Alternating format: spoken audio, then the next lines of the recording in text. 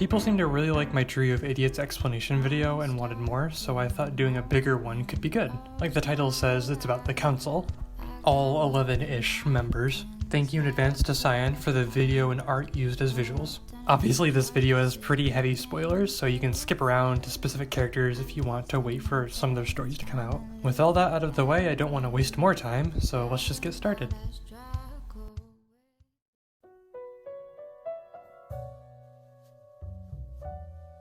Lucas Ducarmont was a man motivated and inspired by early discoveries about the mind to go and analyze the human mind.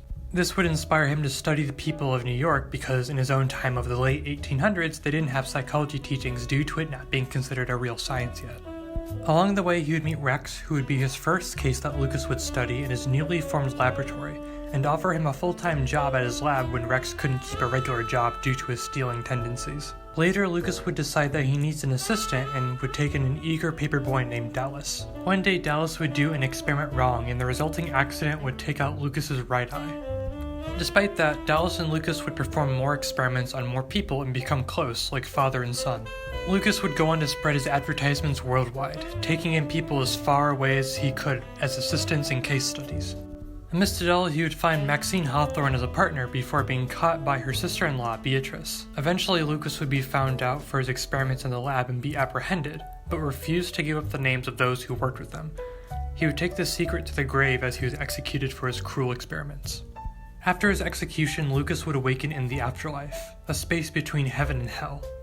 He would discover that he had complete control of the place, using it as a sandbox and recreating his old home. When others such as Max, Aven, and Rex showed up there too, he would find out that they all made up something called the Council of Mental Illnesses, whose job it is to send representatives of mental illnesses to afflict people who are still living with that mental illness. More reps and bosses would show up over the years, but one unfamiliar face to him would be Rian O'Connie, the brother of Bailey, the insomnia boss, who was his lab assistant when they were all alive. Rian would appear out of nowhere as the OCD boss and over time attempt to overthrow Lucas to take over the afterlife for himself, but he was successfully thwarted by the council. This incident left an impact on Lucas though, making him wary of giving one person too much power, which is why he doesn't enter his own true form at all. Lucas would go on managing the afterlife smoothly, running it more like a business. He's friendly to all the bosses and willing to listen to even the lowest reps. He makes a point not to let people ask around about Rian though, because Lucas knows he's still out there somewhere, and he fears the day he might somehow make a return.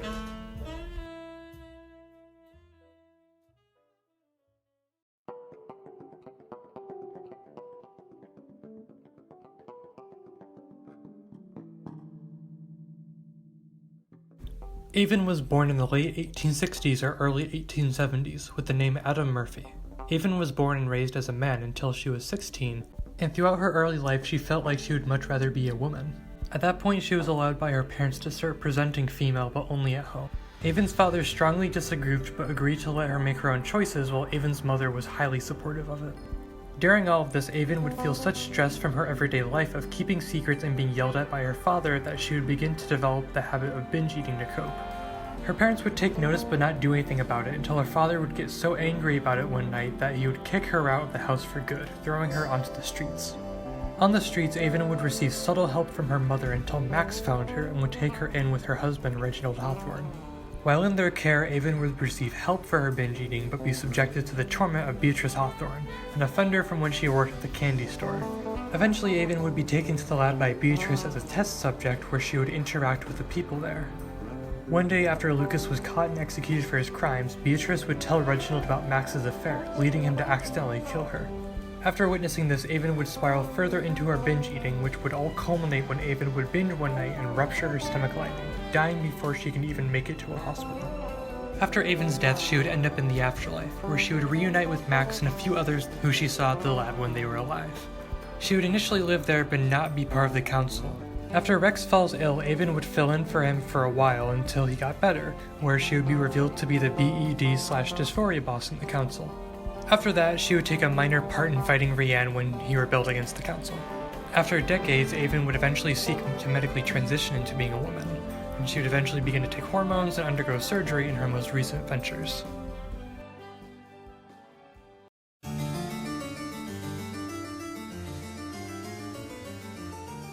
Beatrice was born into the Hawthorne family, one of the richest and most influential families of late 1800s America. From a young age, Beatrice had a hard time making friends and getting along with people because of her own short temper and others bullying her for her lack of smarts and dyslexia. Eventually, her parents agreed to get her a pet companion, and at the pet store, she chose Fluffy, a green mamba snake who formed an attachment to her. When she was old enough, her parents pushed her to find a husband, but she sent suitor after suitor away who were all either rejected by Beatrice or turned off by her obsession with snakes. One day, a suitor would try to assault her in her own bed, but be driven off by Fluffy. The incident left Beatrice scarred and traumatized though, and would be the catalyst for her attempts to repel everyone away, and would make her establish a completely new personality that would be her widely known self from then on forward. Sometime after this, her older brother Reginald would go on to meet Max Hopewell, who would become her sister-in-law. Jealous of Max's good looks and successful love life, she would go on to torment and harass her, and later her friend Aven as well. When Beatrice later found out about Max's affair with Lucas, she would tell her brother Reginald about it, and accidentally cause Max's death. Later at Max's funeral, Beatrice would cause a scene that would almost make Fluffy get beaten to death. She was so distraught and depressed at the potential loss of her only companion that she formed a suicide pact with Fluffy, agreeing to put him down as he bit and poisoned her. Beatrice would die a slow, agonizing death at the hands of her snake's venom, begging for death at her prolonged final hour. After death, Beatrice would go straight to hell and be punished for her sins. She would be haunted and traumatized by every terrible thing she liked, nearly pushed to her breaking point until Fluffy appeared by her side. In hell, she would meet Alicia, who would take an interest in her for her quick, snappy comebacks to match her. The two would continue spending time with each other and develop a romantic relationship, a first for each of them. Eventually, Beatrice would work up the courage to go to the afterlife and apologize to Max and Aven for what she did in life, feeling remorse after years of punishment. When she finally did apologize, she was revealed to be the BPD boss and got a place in the council with the others, exempting herself from hell's punishment. After this, she would play a minor role in stopping Rian's rebellion and later go on to also apologize to her entire family. Eventually, Alicia would propose to her and accept to take her as her wife. As of right now in their storyline, both of them are still preparing for the wedding, and in recent times she would also take Aven to her facial feminization surgery of her own will, not agreeing with it, but growing sympathy for Aven and what she's trying to do.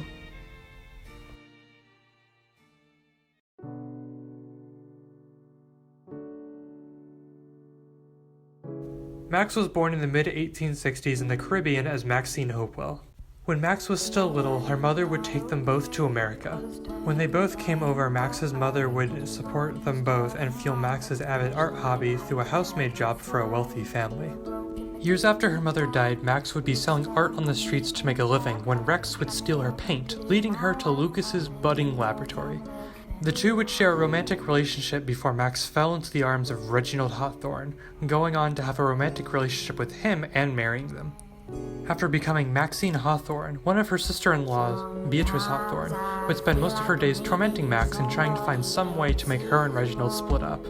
Because of Reginald's job keeping him away and Beatrice's constant daily torment, Max would start going back to Lucas's lab, where she would get to know new faces and eventually end up cheating on Reginald with Lucas.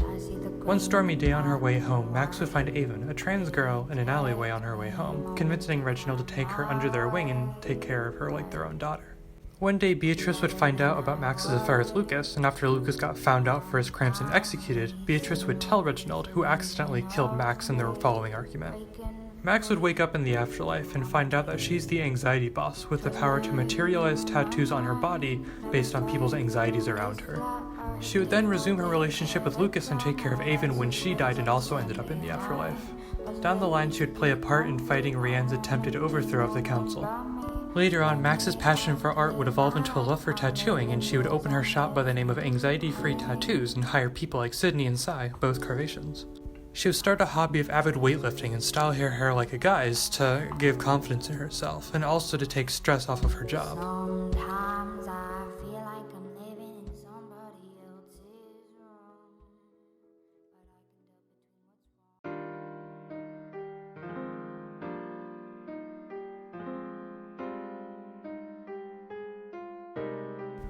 As a child, Dallas was an enthusiastic paperboy who found a flyer advertisement for an assistant job under the scientist named Lucas Ducarmont. Dallas would take the new job and grow close with Lucas as he would take in more people into the laboratory.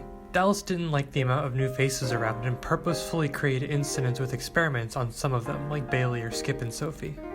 When Lucas was found out and eventually apprehended, Dallas wanted to give himself up and take some of the responsibility, but Lucas made him stay silent so he would take all of the blame.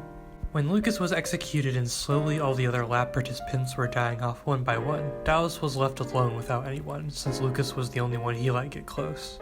Because of all of the guilt and depression, Dallas would mix 2 substances to combust, killing himself and taking a chunk of his face and his left eye with it. After his death, Dallas would reappear in the afterlife and be reunited with Lucas, where he would once again be his right-hand man and become the suicide boss. After dying, he lost a part of himself and never acted the same again. The smiling, energetic kid was gone, replaced with flat expressions and a numb feeling. Lucas would give him a mask to cover his injury, and a scythe. Dallas would be one of the main motivators and targets of Rian when he rebelled against the council because of Dallas's experiment that gave Bailey horrible sleeping disorders. Dallas would end up being the one to terminate Rian, using the termination spell that Lucas had told him about. Afterwards, Dallas would continue his duties as being a boss while finally becoming closer with the other bosses like a family. Lucas would also send him to therapy while he grew a secret cat collection.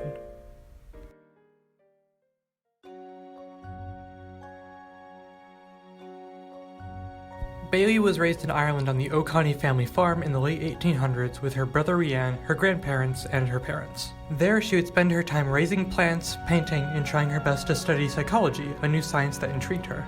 After the passing of her best friend, she would decide to leave Ireland and move to America to take an apprenticeship to psychology under Lucas du Carmont in New York. When Bailey arrived in America, she couldn't understand English but was taught by Debbie. Being away from her family, Bailey had a hard time studying and an especially hard time with sleep, but still strived to be the hardest worker. Bailey was put to study under Dallas, who didn't like her at all, so he used her as an experiment when he slipped chemicals into her drink which altered her brain chemistry, causing her numerous sleeping disorders. Bailey continued to work as hard as she could, even with her sleeping disability. When Lucas was caught and executed for his crimes, Bailey was taken in by Debbie like one of her own children. Though eventually, Bailey's severe insomnia became terminal to her health, and one day died of exhaustion in Debbie's arms. After Bailey died, she would appear in the afterlife as the insomnia boss. She would work for years until her brother arrived as the OCD boss, despite not being part of the lab experiments. When Rian turned against the council as revenge for his sister's condition, Bailey would side with the council members. She could only watch as her brother was terminated right in front of her, gone forever. After the incident, Bailey would have reoccurring nightmares about her brother, regretting not finding another way to make him stop. Years later, she would open a flower shop named the Sleepy Days Flower Shop. Eventually, she would also meet Anne, an anxiety rep, and the two of them would develop feelings for each other and start dating.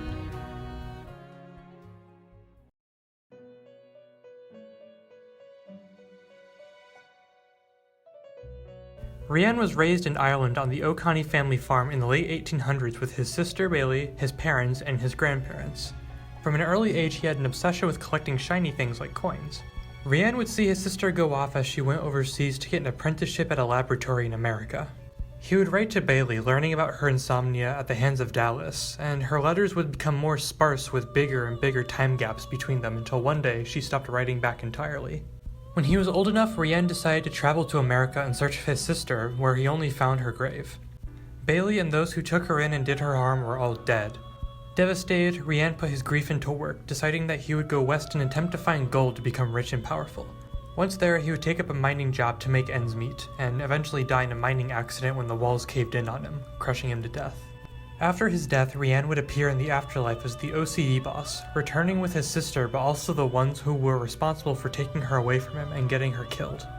He would work with the council but be relatively bad at his job, ditching meetings and not keeping track of all of his reps, along with being horrible to the other council members, eventually leading to everyone voting him out. When Lucas went to take his magic, Rian managed to somehow take a fraction of Lucas's as well. With the council thinking he was powerless and out of the picture, he began hatching a plan to take it over. He thought he was more special, important, and fit to be in charge than the rest, so one by one he began draining the bosses of their magic, with Lucas being his final goal. When he did eventually confront Lucas, he was taken by surprise by Dallas, who had also been given a portion of Lucas's magic to terminate Rian, returning all of the magic back to their owners and ridding him from the afterlife. His story isn't over. His story is over though, with nobody knowing where you go after being terminated in the afterlife.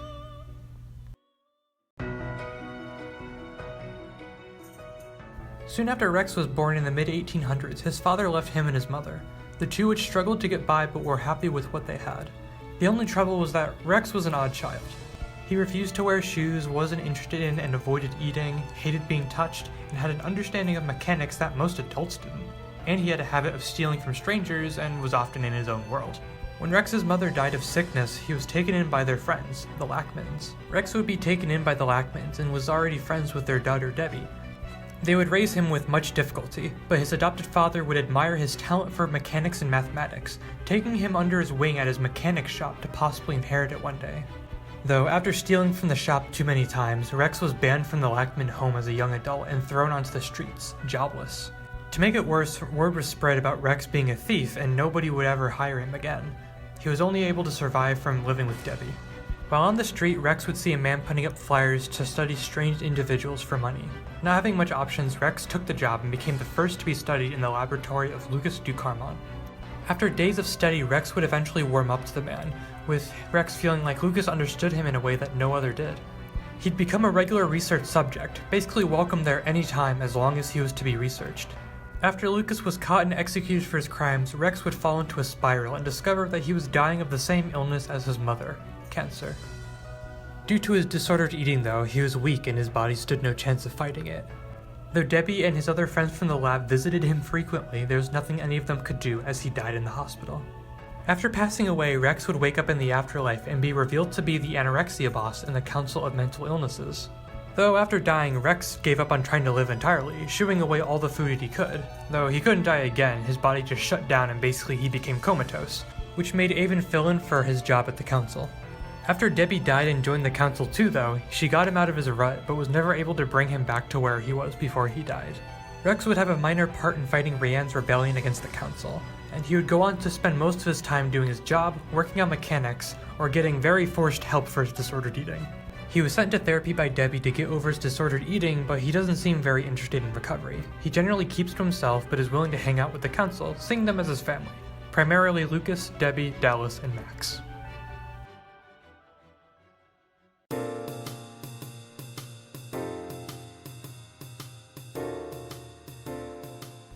Debbie was born into the Lackman family in the late 1800s and would live a good life. Early on, she would meet Rex and the two would become best friends. When Rex's mother died, her family would take him in and the two would be brother and sister. Debbie would study to become a nurse and would go to school to do so. In the meantime, she would find a husband and 2 children as she aged. Rex lived with her for years, being cast out from her father's shop and being unable to find a job because of his stealing habit. When Rex would make friends and begin working with Lucas Ducarmont, Debbie would look over the people in the lab but never take part in the experiments. After Lucas was caught and executed for his crimes, Rex and Bailey died early, the other members of the lab started dying off too, and her children grew up. Debbie would go on a depressive spiral that would afflict her for the rest of her life. Her husband and children tried their best to help, but she would never recover. Debbie would eventually pass peacefully in her sleep of old age. After dying, Debbie would wake up in the afterlife, being brought in as the depression boss and reuniting with Rex after all those years. She would stay and work, being like a biscuit baking mother to everyone in the council and taking good care of her reps too. So I had to mention that she makes biscuits because Mars really wanted that fact that Debbie made biscuits in here. Congrats Mars, you single-handedly saved the character explanation. Back to the video.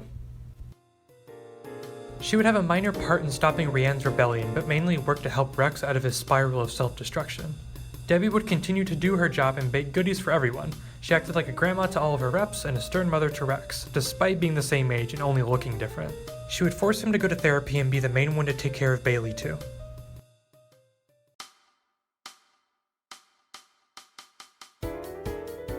Skip and Sophie's stories start in the late 1800s when they were going to school as children in America. When they were starting to get low on money, they volunteered to be a patient at the psychology lab of Lucas Ducarmont, where they would have harmless experiments performed on them. The twins were talkative, but grew to be part of the little family of the lab. One day though, the lab assistant Dallas was sick of their constant talking, so he gave Skip a chemical that affected her oddly. Sophie decided that if her sister was going to suffer, she would too, so she took the chemical that Skip took. Afterwards, they both had an odd look in their eyes and they couldn't stop talking. It was even more than before. It was enough to drive someone crazy. Eventually, they joined the lab full time because nobody else wanted to keep them around. When Lucas was caught and executed for his crimes, Skip and Sophie ran away on their own and were eventually deemed insane and put in a mental ward. They were so annoying and drove people so crazy that the inmates ganged up on them and killed them both to finally get silence. After dying, the twins would end up in the afterlife and join the council as the schizophrenia bosses, where they would have a minor role in fighting Rian when he rebelled against them. They would stick around as the little kids of the council who care about and feel each other very well. Though a lot of people find them annoying, some members like Lucas or Debbie treat them as though they're their own children.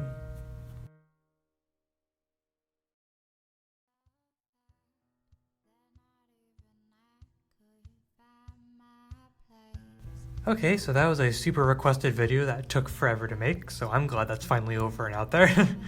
This was really satisfying to finish, and I hope it leaves people informed about these characters of the council. Thank you to Cyanimations for all the visual art and animation, and my stills, you know. Also thank you for Cyan for making the characters that I explained in this video. That's important. Now that this is done, I need some more ideas, so I'll cover anything that I find interesting. Even if it's not Afterlife related, I don't care. I'll delve into other fandoms. If you want me to, just comment them down below. And thanks to the special music contributor of the day, how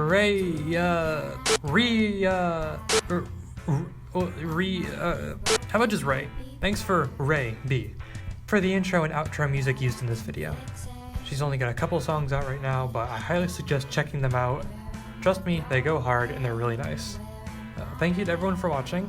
Have a great day, remember that you're all beautiful, and bye!